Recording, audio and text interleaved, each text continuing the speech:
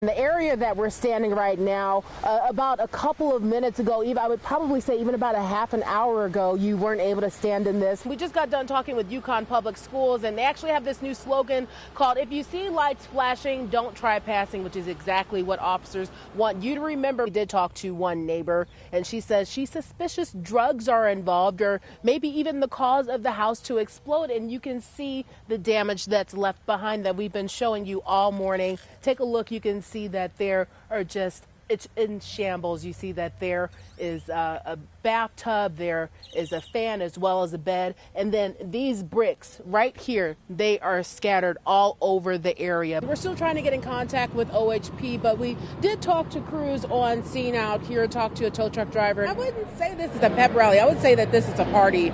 You can hear the band playing in the background. Oklahoma City Public Schools said that this is a variety of staff from across the district who are playing right now, and there are a lot of people inside. I want to kind of swing around to show you guys just how many people are here, how many staff members are here. Yeah, we did talk to family members, and we can even hear them crying from a distance, which is just so heartbreaking to hear, knowing that they lost a family member. You can hear that they are super excited that we're on the bus, as well as Yukon Police Sergeant Todd Hawthorne, which we've been riding on the bus for about an hour now, and thankfully we haven't seen any violations, which is fantastic. Yeah, that's great. They got a very early start this morning around 3 o'clock. I'm not too familiar with this, so we are joined by the Oklahoma City Fire Department Major Brad Tobin, who is able to give us a little bit more light on how to use this, because like I just mentioned, I didn't even know that these existed until today.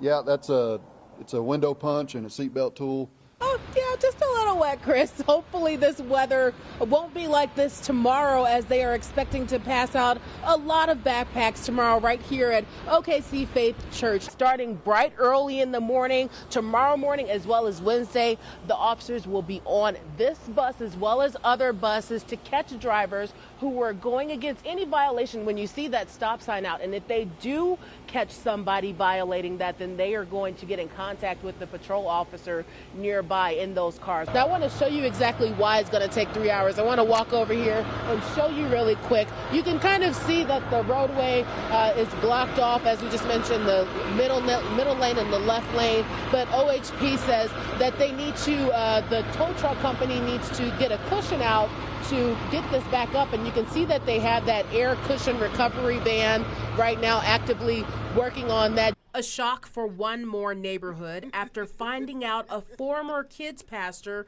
was stabbed to death this past weekend, and more police say it was his own son, 21-year-old Jacob Barber. He is our suspect, 100%. We're pretty confident he is the murder suspect, is why we have a warrant for his arrest. Neighbors who didn't want to be on camera say 48-year-old Glenn Allen Barber Jr.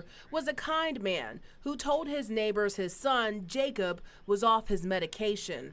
They also described Glenn as a person who always invited neighbors to his church. More police departments say church members here at First Moore Baptist Church became concerned when Glenn Allen Barber Jr. did not show up for service this past Sunday. And when they did a welfare check, that's when they discovered his body. Officers went into the house, found the victim who was stabbed multiple times, deceased.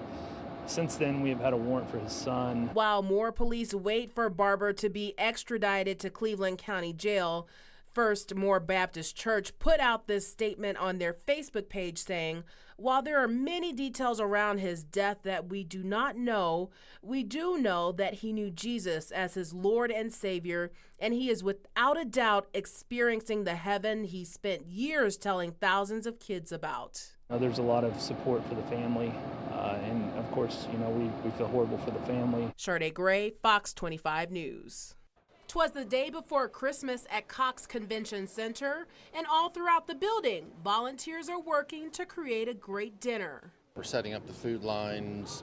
Each family gets a fruit and candy bag. That's what's going on over here behind us. In the kitchen, you can find 2,300 pounds of turkey. All of the volunteers, including kids, working in a rush. The 16 cases of stuffing was stirred with great care, with hope that 6,000 to 7,000 of people would soon be there. We have like 20 cases of potatoes that we'll make tomorrow, and we've got, I think it was 25 cases of gravy, and then we've got green beans by the pallet. Piece by piece, volunteers tore apart the humongous bird. So the turkeys were still semi-frozen, so in the restaurant business we have to put it in cool water and cool it off, and so it's put us about an hour behind, but with the amount of volunteers that show up, we'll be able to get it out on time. A frozen bird won't make volunteers late. It's kind of cool. Everybody's just kind of working together and we're doing our thing, and tomorrow's going to be great. While children are nestled all snug in their beds, dreaming of toys with gleam, Red Andrews Dinner volunteers stayed one step ahead. But Chairman Robert Goldman says it's about the experience that others won't have to dread. You really don't realize what the kids here absorb from the dinner, and it would surprise you how at a very young age they can see that it's needed for the people that we serve, our guests here. And see, that's what it's all about. Happy Christmas to all, and to all a good night. Shardaa Gray, Fox 25 News.